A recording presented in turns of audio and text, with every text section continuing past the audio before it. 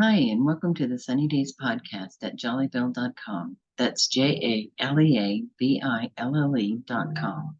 Sunny Days, the podcast that brightens your day with heartwarming and inspiring stories, as well as a couple of birthdays, anniversary, and a little entertainment news. I'm your host, Jolly, and I'm so excited to be sharing some feel good minutes with you today. So grab a cup of sunshine and let's get started. Our first story up today: the Emperor Penguins. After overwhelming public support, the Emperor Penguin at SeaWorld San Diego has been named. The name? Pearl. Nearly 30,000 people voted, with half of them casting their vote for the name Pearl. She is the first penguin hatched at SeaWorld San Diego since 2010. Pearl is expected to join the park penguin community in early 2024, at which time she will be visible to the public. SeaWorld San Diego is the only place in the Western Hemisphere where captive emperor penguins receive care. The park has 17 of these little fellows and keeps them comfy in a 25-degree colony shared by 300 other species. Emperor penguins are listed as a threatened species and are on the Endangered Species Act. And our next story is about some kids in Canada. I introduce you to the CBC Kids, a daily news service in Canada. For kids, by kids, real news. According to their website, they state there are so many stories out there about kids, but we rarely hear from those kids directly. That's where CBC comes in. Their job is to get a kid's perspective on issues that matter to kids. And I've got to say, guys, I watched a few of their videos, and those kids are right on track, in my humble opinion. They are bright, articulate, and had better messaging than some adult news shows I've seen. So the best of luck to you kiddos. And once again, a sunny shout out to the CBC Kids in Canada. And now a story about finding beauty in a place you might not think to look: on the sidewalks and on the broken bricks and buildings. Meet Mr. David Zinn, a chalk artist. When CBS did an interview with Mr. Zinn, he was asked, "What is a canvas on the street?" "Everything," answered Mr. Zinn, "everything. I really just wanted to have a reason to get outside. Now, thanks to the temptations of a box of chalk on an unusually sunny day, Mr. Zen is known all over the world for the art he creates beneath his feet. Most of Mr. Zen's creatures appear on sidewalks in Michigan, yet many have surfaced on subway platforms in Manhattan, village corners in Sweden, and street corners in Taiwan. His most frequent characters are Slego, a bright green monster with stalk eyes and irreverent behaviors, and Philomena, a flying pig. However, the diversity of Mr. Zen's menagerie seems to be limited only by the size of the sidewalk and the spirit of the day. And now our story of the week comes from Boykin, also known as Gee's Bend, Alabama. And what a beautiful story about some truly gifted quilters doing the very thing they and their ancestors have done for generations: quilting. And now they are famous worldwide. So, how did the quilts of Gee's Bend go from beloved bed coverings to symbols of American art adorning walls across the world? Well, according to their website, for the past century, the women of Gee's Bend have been celebrating their culture through the art of quilting. Until a few decades ago, though, their art was a way to stay warm and create some beauty along the way. Now, their work hangs among that of some of the world's most famous Impressionist artists. The story of the quilters of Gee's Bend, Alabama, has really simple roots. For those living in a remote community in a bend in the Alabama River, working with what you had around was a way of life. And for generations, quilting together pieces of old clothing or bits of found cloth was the way to keep you and your family warm. Over the years, mothers had passed down their styles, their techniques to their daughters and granddaughters. As generations had passed, they created a rich tradition of patterns and styles that have been compared to some of the world's most well renowned modern abstract artists.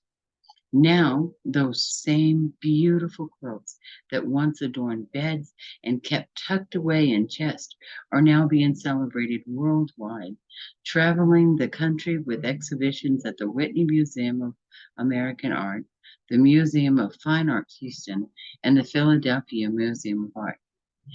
This now is the story of the G's Bend quilters and a beautiful reminder to recognize the beauty of our cultures, our quilts, our food, our art, our musical traditions, and our craftsmanship are our closest links to the generations that have come before us. And now the rest of the legacy on G's Bend quilters. Quilting has long been a tradition for the women of G's Bend, using scraps from old clothes and fabrics found along the side of the road. Mothers and granddaughters, aunts and neighbors gathered together to make quilts for the family to sleep on and to stay warm underneath. Through the generations, a unique artistic flair began to emerge in G's Bend. And while the quilts are still primarily a source of warmth and a symbol of tradition, they are also beautiful representations of the quilter's own style. Now, in the late 1990s, an art collector, William Arnett, took notice of the folk art tradition the G's Bend quilts represented. And in 2002, he helped arrange an exhibition for some of the quilts at the Museum of Fine Arts in Houston, Texas. Since then, the quilts have become iconic treasures. They represent generations of knowledge that have been passed down. And now, as their work travels the world, the quilters themselves are being recognized for their incredible contributions to the history of American art.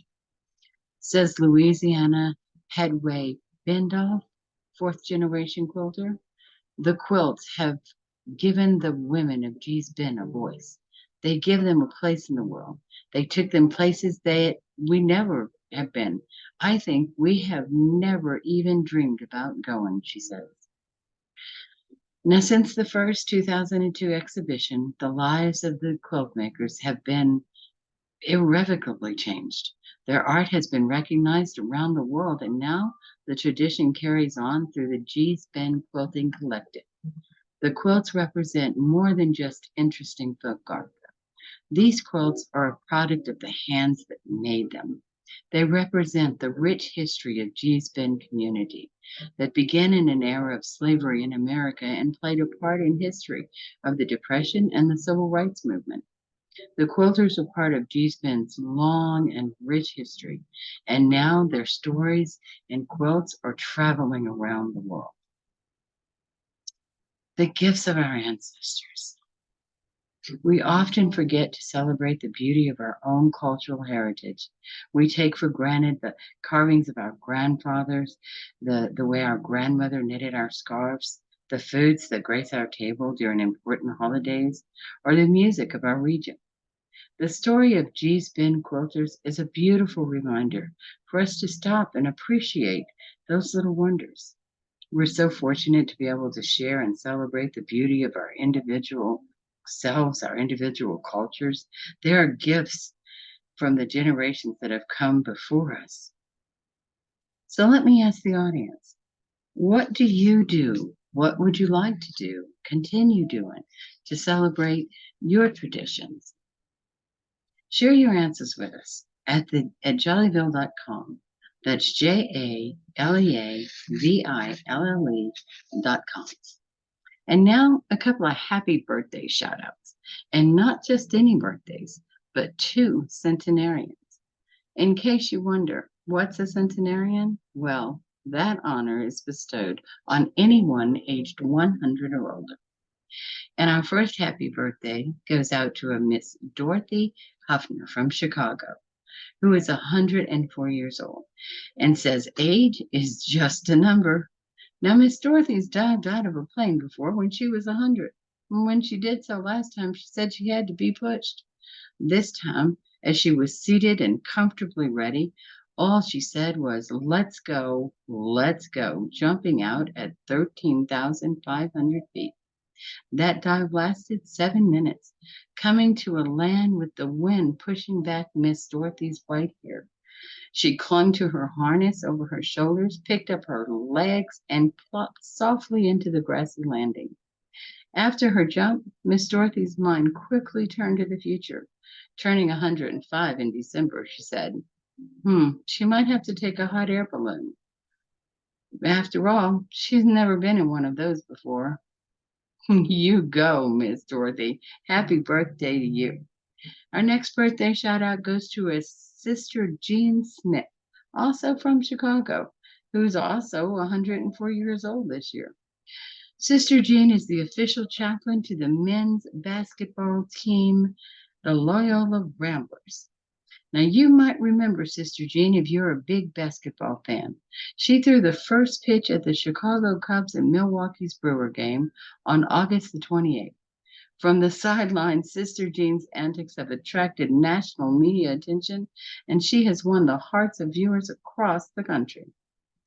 Well, a skydiver, a cheerleader, the face of the Loyola Ramblers, and so much more. Let me ask the audience a question.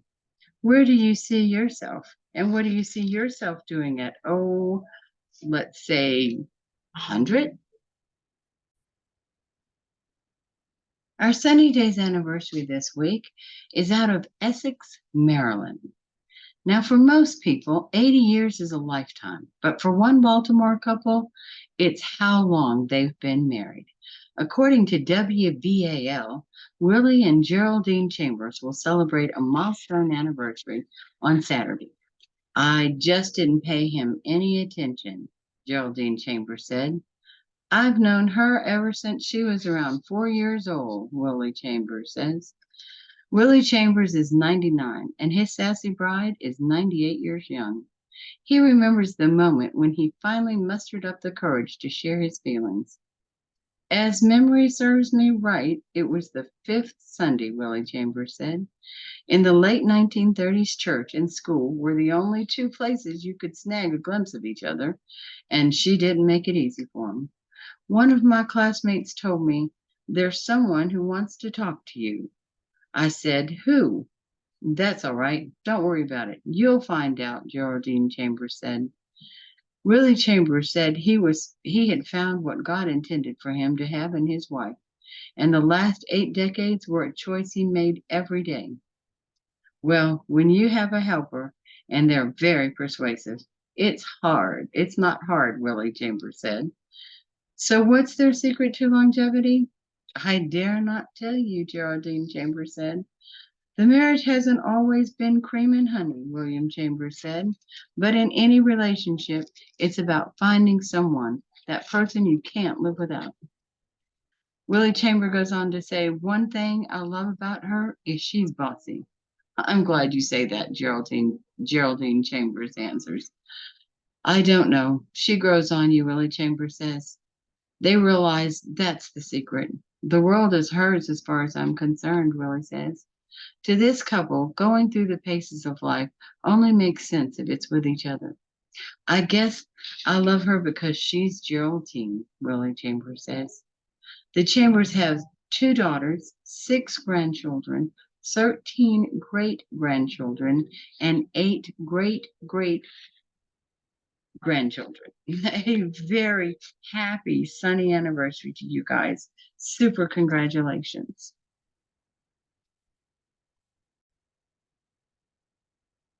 And now, did you know? Did you know that HarperCollins English Dictionary just released their words of the year for 2023? And here's a couple of them. Their first word is the word of the year.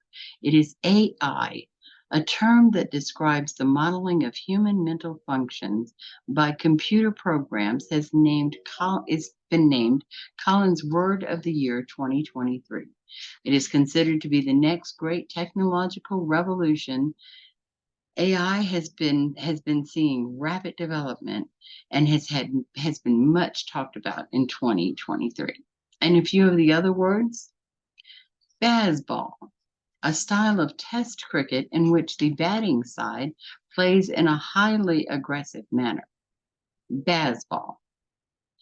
Canon event, an event that is essential to the formation to an individual's character or identity. Canon event. Debanking, the act of depriving a person of banking facilities. Debanking. De-influencing, the use of social media to warn others to avoid certain commercial products, lifestyles, choices, etc. De-influencing. Greedflation, the use of inflation as an excuse to raise prices to an artificially high level in order to increase corporate profits. Greedflation. And our last word, ultra-processed, a food prepared by using complex industrial methods from multiple ingredients, often including ingredients of little or no nutritional value. Ultra-processed. There's our Did You Know for the day. And now, some news from the entertainment world. News from Disney. The first trailer for 20th Century Studios' Kingdom of the Planet of the Apes was released last week. A new entry in the studio's global epic franchise, the all-new action-adventure-packed movie will open exclusively in theaters nationwide on May 24th, 2024. And have you heard the big news in the music world? And speaking of AI, what do the Beatles and AI have in common? Well, the Beatles just released a new song called Now and Then. AI tech was used to separate John Lennon's vocal and piano parts from the Now and Then demo. According to Paul McCartney, there it was, John's voice. It was crystal clear, he says. To the delight of millions of fans worldwide, more than 50 years after their breakup. A, so to say, new song called Now and Then, written and sung by John Lennon, was made possible of AI. What wonders never cease. As we come to a close of today's episode, let's remember that the stories we've heard today serve as a reminder of the goodness that surrounds us every day. Beauty is in the eye of the beholder, so find your beauty, shine, and share it. Thank you for tuning in to Sunny Days Podcast at jollyville.com. That's JALEAVILLE.com. Remember to spread joy, love, and positivity whenever and wherever you can. See you next week with more stories, birthdays, and fun tales. Until then, peace and love always.